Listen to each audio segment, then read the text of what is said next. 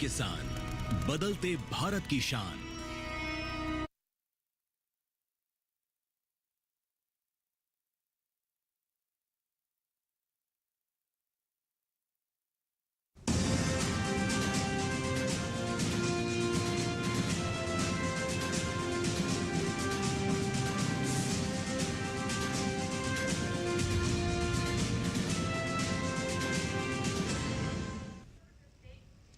नमस्कार, किसान समाचार में आप सभी का स्वागत है। सबसे पहले मुख्य समाचार। गर्मियों की चिलचिलाती धूप में केरल, कर्नाटक, तमिलनाडु, आंध्र प्रदेश और गोवा के किसानों का नारियल पानी बना लोगों की पहली पसंद।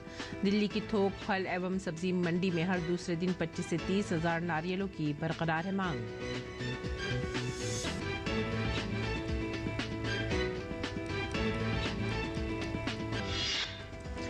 गर्मियों में आम के साथ साथ फालसा भी बन रहा है लोगों की पसंद। किसान फालसे की खेती करके कमा सकते हैं मुनाफा।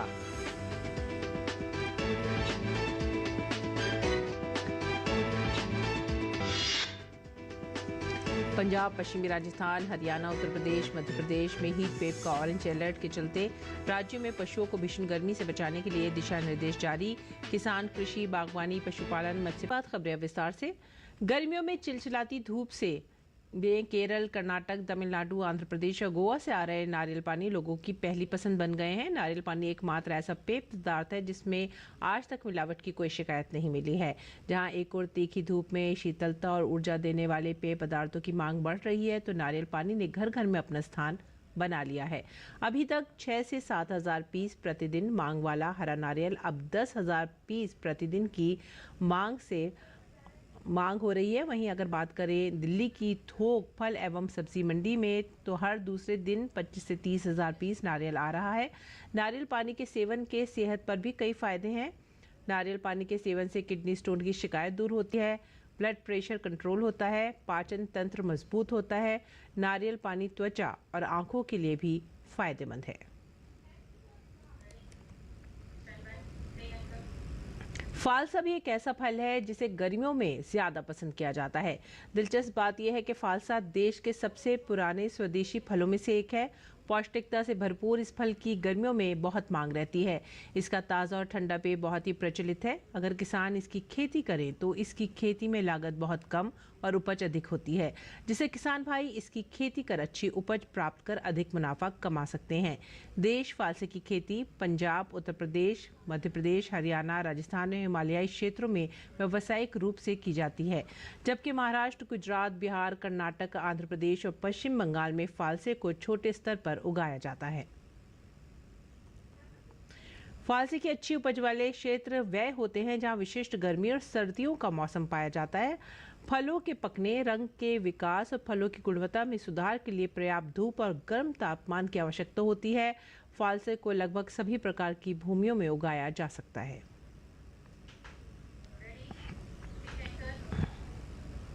अभी देश में तेज गर्मी और लू का दौर चल रहा है, जिसका असर मानव स्वास्थ्य के साथ ही पशुओं पर भी पड़ता है।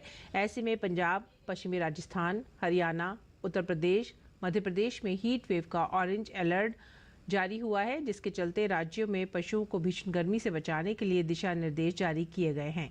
वहीं पशुओं को सुरक्षित रखने के लिए गोपालन विभाग राजस्थान की ओर से एडवाइजरी भी जारी की गई है, जिसमें विशेष रूप से पशुओं के लिए स्वच्छ जल की व्यवस्था किए जाने हेतु निर्देश जारी किए गए हैं। राज्य में संचालित गौशालाओं में संधारित गौवंश के संरक्षण के लिए राज्य सरकार द्वारा विभिन्न योजनाएं भी चलाई जा रही हैं।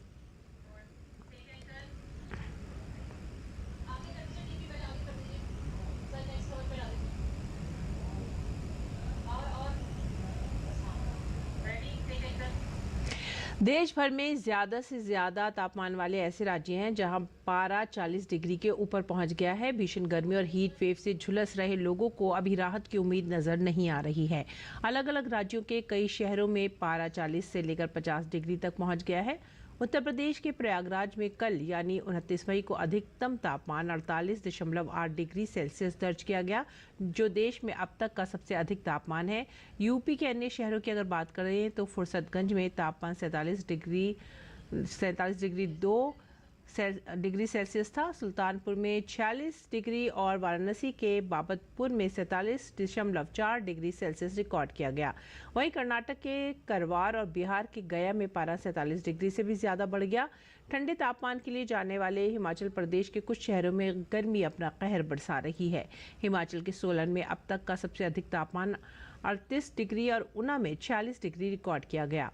मौसम विभाग के मुताबिक गुरुवार को पंजाब, हरियाणा, चंडीगढ़, दिल्ली, राजस्थान के कुछ हिस्सों, बिहार, झारखंड, ओडिशा में हीट वेव का रेड अलर्ट है। वहीं उत्तर प्रदेश, मध्य प्रदेश के कुछ हिस्सों, जम्मू संभाग, हिमाचल प्रदेश, महाराष्ट्र और छत्तीसगढ़ में हीट वेव का ऑरेंज अलर्ट है। दक्षिण पश्चिम मानसून केरल में प्रवेश कर चुका है। केरल के कोट्टयम जिले के कई हिस्सों में बारिश हुई है। इसके साथ ही मानसून पूर्वोत्तर भारत के अधिकांश हिस्सों में आगे बढ़ रहा है।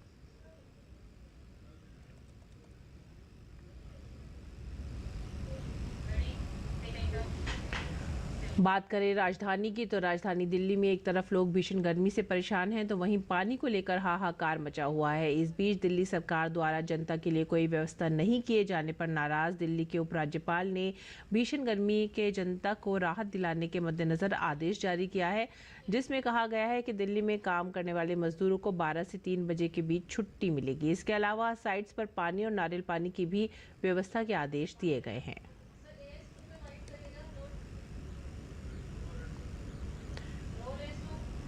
दिल्ली में जो आपूर्ति है, जो अभाव है, जो कमी है, ये सबको पता था ये होनी थी। इतना भीषण ये गर्मी है।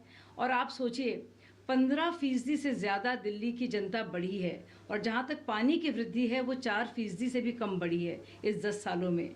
क्या इसके लिए प्लान किया है? मार्च के वक्त जो समर एक्शन प्लान होता है उसमें कहाँ थी आतिशी जी? नदारत थी। बाकायदा सचिवों की तरफ से एक बैठक के लिए जब बात की गई और ये रिकॉर्ड में है, कोई मंत्री शामिल नहीं हुआ क्योंकि राजनीति करनी थी। और आइए अब जान लेते हैं मंडी भाव।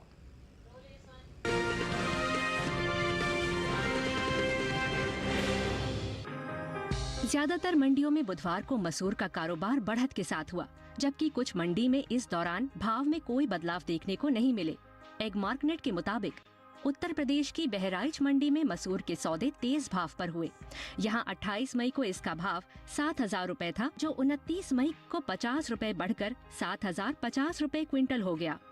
राज्य की बलिया मंडी में भी मसूर के कारोबार में बढ़त देखने को मिली। यहां 28 मई को इसका भाव 6,710 रुपए था, जो 29 मई को 10 रुपए चढ़कर 6,720 रुपए क्विंटल हो गया। उत्तर प्रदेश की फतेहपुर मंडी में तेजी का सिलसिला जारी रहा।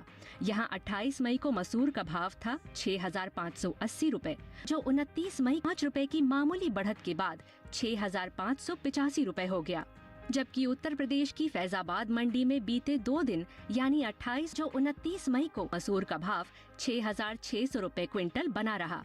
कृषि मंत्रालय की ओर से जारी दूसरे अग्रिम अनुमान के मुताबिक साल 2023-24 के दौरान मसूर की उपज 16,36,000 टन रहेगी, जबकि साल 2022-23 में यह आंकड़ा 15,59,000 टन था। यानी इस बार मसूर की उपज में 77,000 टन की बढ़ोतरी का अनुमान है। बात दलहन की पैदावार की करें तो घरेलू स्तर पर इस साल कुल दलहन की पैदावार अच्छी होने का अनुमान जताया जाता है। कृषि मंत्रालय के दूसरे अग्रिम अनुमान के मुताबिक देश में साल 2023-24 के दौरान कुल दलहन की पैदावार 234,42,000 टन होने की उम्मीद है, जो पिछले साल 260,58,000 थी।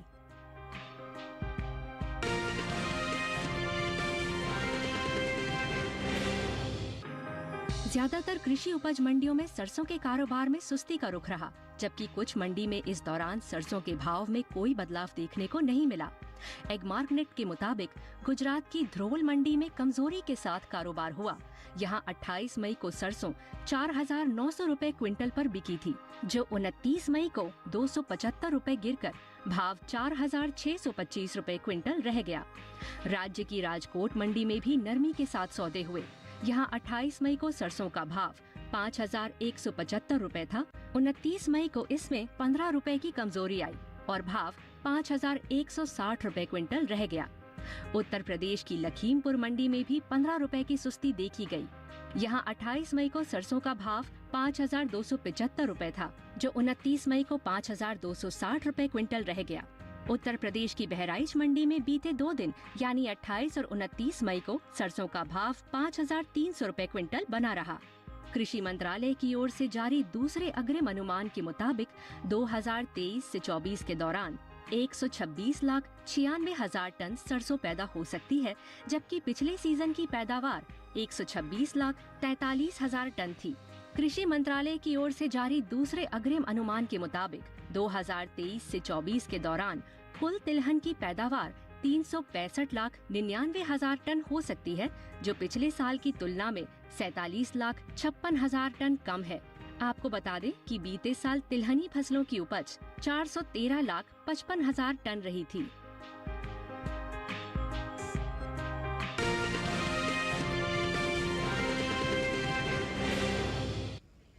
और आइए बात करते हैं मौसमी खेती की। किसान इस मौसम में कैसे रखें अपनी खेती का ख्याल, देखते हैं।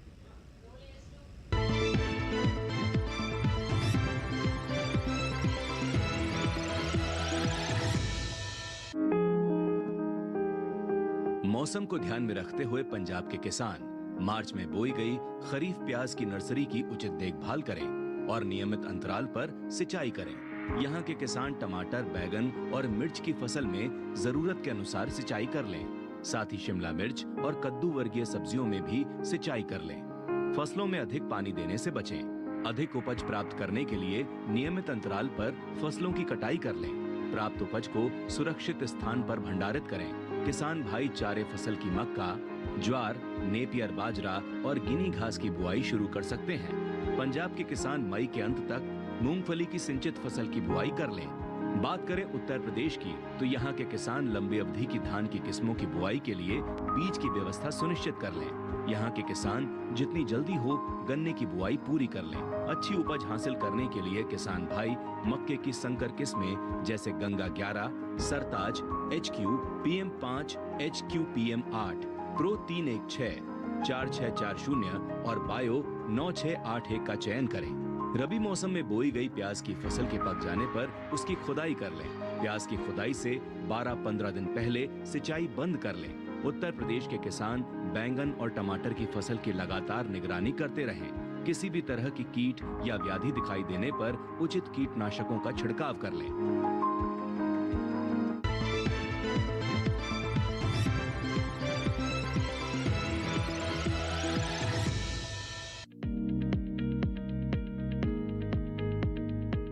धनिये की खेती के लिए दोमट मिट्टी सबसे अच्छी मानी जाती है। इसे अच्छे जीवांश युक्त भारी भूमि में भी उगाया जा सकता है। खेत में जल निकासी का उचित इंतजाम जरूरी है। बोने से पहले खेत को अच्छी तरह जोत ले और मिट्टी को भुरभुरा बना ले। साथ ही मिट्टी को समतल कर ले। आखिरी जुताई में 100 से 120 क्विंटल प्रति हेक्टेयर की दर से गोबर की खाद मिला दे। बीज की मात्रा बुआई और सिंचाई की दशा पर निर्भर करती है। सिंचित दशा में 12 से 15 किलो बीज प्रति हेक्टेयर डालें, जबकि असिंचित दशा में इतनी ही जमीन के लिए 25 से 30 किलो बीज की जरूरत होगी। बोने से पहले बीज को उपचारित जरूर कर लें। साथ ही बुआई से पहले बीज को 12 घंटे पानी में भिगो कर रखें। कतार से कतार की दूरी 20 से 30 सेंटीमीटर, जबकि गहराई 2 से 2.5 सेंटीमीटर रखें। पूरी फसल में 4-5 सिंचाई की जरूरत होती है। पहली सिंचाई बुआई के 30 से 35 दिन बाद, दूसरी 60 से 70 दिन बाद, तीसरी 80 से 90 दिनों के बाद और चौथी 100 से 105 दिन बाद करें। पहली सिंचाई के बाद निराई गुड़ाई करके खरपतवार निकाल दें। 1 माह बाद फिर से निराई गुड़ाई करें। खरपतवार की रोकथाम के लिए विशेषज्ञों की सलाह पर उचित दवाओं का छिड़काव करें। धनिये में उकठा रोग चूर्णिल आसिता रोग हो सकता है। इसे ग्रामीण भाषा में दहिया भी कहा जाता है। रोकथाम के लिए रोग अवरोधी प्रजातियां बोकर भी बीमारियों से बचा जा सकता है। फसल चक्र अपनाना भी बेहतर रहता है, लेकिन किसान इस बात का ध्यान रखे कि फसल में किसी भी तरह की दवा का छिड़काव करने से पहले कृषि विशेषज्ञों की सलाह जरूर ले। पूरी फसल होने पर पत्तियों की तुड़ाई सावधानी से करें। ध्यान रहे तोड़ते समय पत्तियां बर्बाद ना होने पाए। 1 हेक्टेयर जमीन से 125 से 140 क्विंटल तक हरी पत्तियां ली जा सकती है।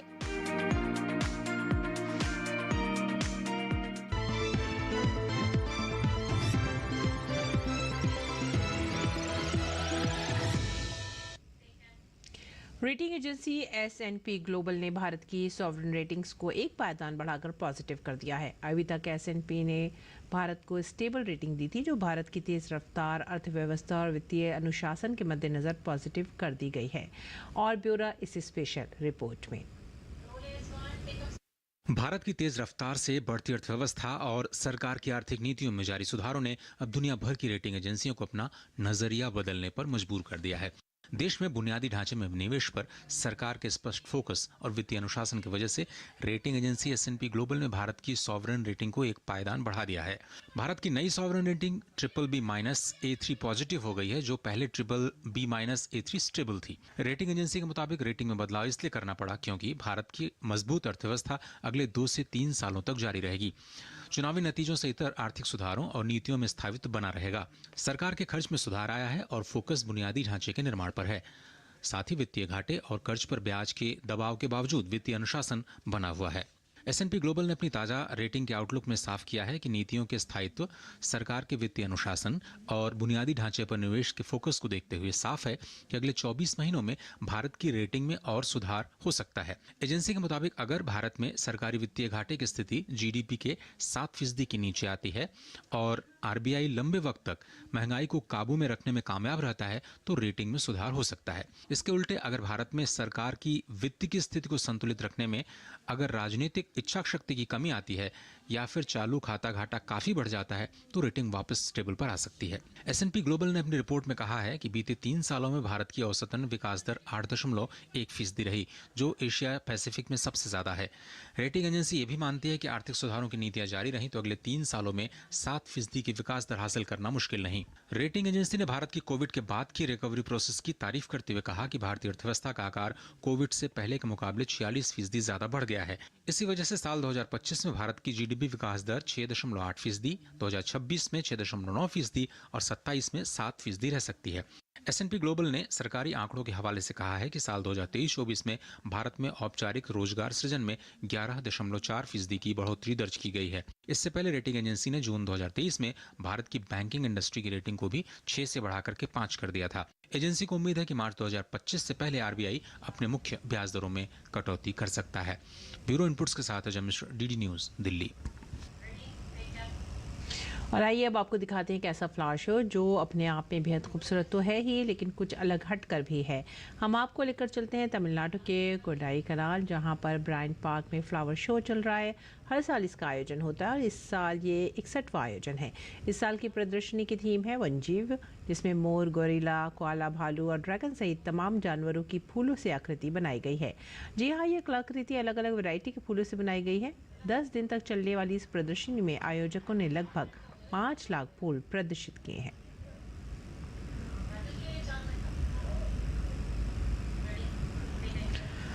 जलवायु परिवर्तन हमारी मौजूदा खाद्य प्रणालियों में आंतरिक रूप से जुड़ी हुई हैं। ग्रीन हाउस गैस उत्सर्जन का मुख्य कारक खाद्य प्रणाली को माना जा रहा है। उपलब्ध आंकड़े बताते हैं कि भारत की खाद्य सुरक्षा भी जलवायु परिवर्तन से खतरे में है।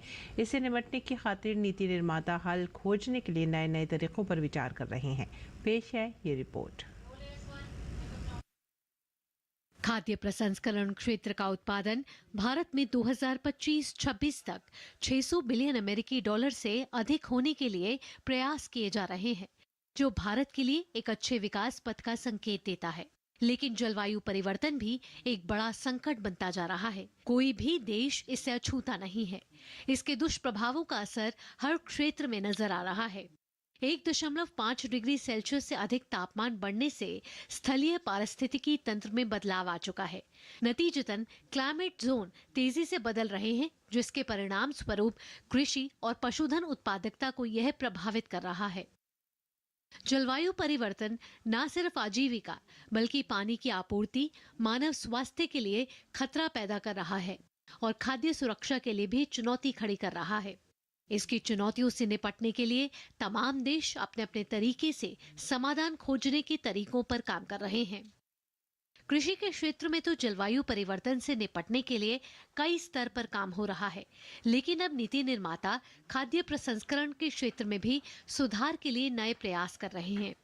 इस महत्वपूर्ण मामले में चर्चा और हल खोजने के लिए नई दिल्ली स्थित पूसा में पर्यावरण और जलवायु परिवर्तन में आ रहे बदलाव से खाद्य प्रसंस्करण क्षेत्र पर हो रहे प्रभाव विषय पर 2 दिन के राष्ट्रीय सम्मेलन का आयोजन किया गया। इस सम्मेलन का विषय इफेक्ट रखा गया था। इस सम्मेलन में इस क्षेत्र से जुड़े सरकार के वरिष्ठ जानकारों ने अपनी राय रखी।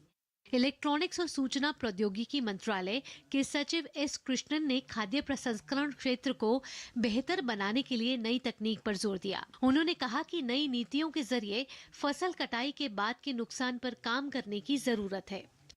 We continue to have huge post-harvest losses, and the way in which we can actually bring down post-harvest losses and ensure that more of the food that we produce is actually in a state to be consumed before it goes bad. These are all spaces where emerging technologies within information technology can really help.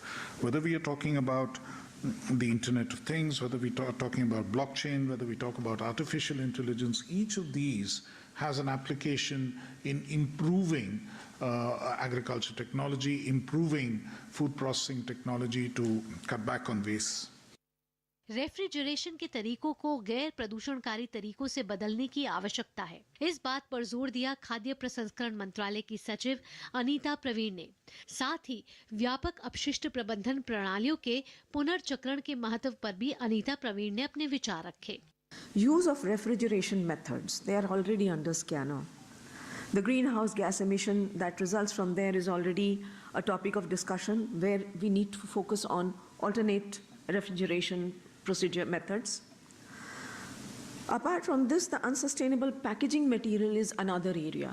Devising systems that will stop being called as the 1/3 contributor to the greenhouse gas emissions that the entire food sector does.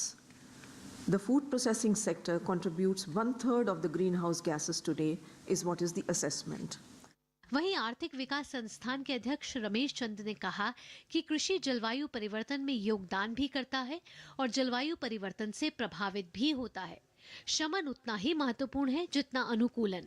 Ramesh Chand ने खाद्य प्रसंस्करण के क्षेत्र में AI के प्रयोग का भी सुझाव दिया। 13% of total emissions in India comes from agriculture, and if we include food processing, it will further increases. So I feel that we need estimates of emissions in transport, estimate of emission in storage, estimate of emission in processing, and estimate of emission because of wastage. तापमान लगातार बढ़ता जा रहा है, साथ ही भोजन का पोषण मूल्य भी घट रहा है। इसके साथ ही खाद्य प्रणालियां तनावपूर्ण स्थिति में है और इन सबका कारण जलवायु परिवर्तन को माना जा रहा है। सही नीतियां होंगी तो सही समय पर इस संकट से बचा जा सकता है और चुनौतियों से पार पाया जा सकता है। चुनौतियां कठिन है लेकिन आशा भी है। कैमरामैन सौरभ के साथ भावना नैयर, DD न्यूज़, दिल्ली। और आइए नजर डालते हैं खास खबर पर।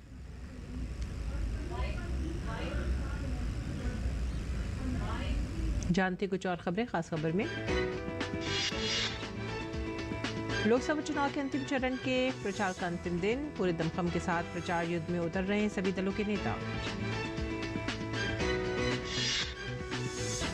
लोकसभा चुनाव के 7वें और अंतिम चरण के लिए 1 जून को होगा मतदान। 8 राज्यों की 57 सीट पर डाले जाएंगे वोट। बीजेपी के स्टार प्रचारक और प्रधानमंत्री नरेंद्र मोदी ने आज पंजाब के होशियारपुर में चुनावी जनसभा को संबोधित किया। पीएम की जनसभा में लोगों ने बड़ी संख्या में भाग लिया। पीएम ने लोकसभा चुनाव 2024 के चुनाव प्रचार के लिए अपनी आखिरी जनसभा को संबोधित करते हुए कहा कि छोटी काशी और संत रविदास जी की तपोभूमि होशियारपुर में चुनावी जनसभा का समापन अपने आप में सौभाग्य से कम नहीं है। प्रधानमंत्री ने कहा कि दशकों बाद ऐसा समय आया जब पूर्ण बहुमत वाली केंद्र सरकार हैट्रिक लगाने जा रही है। इसी के साथ ही आप हमारी पूरी टीम को दीजिए आज्ञा। नमस्कार।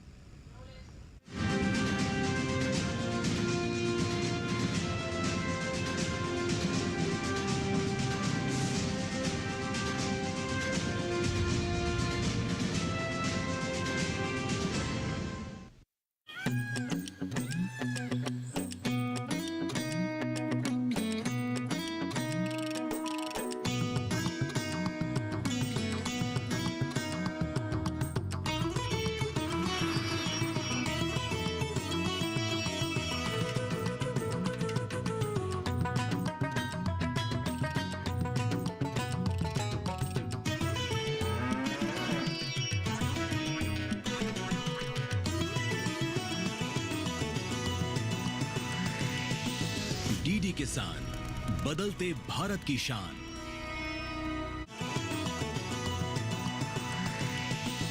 डीडी किसान, बदलते भारत की शान।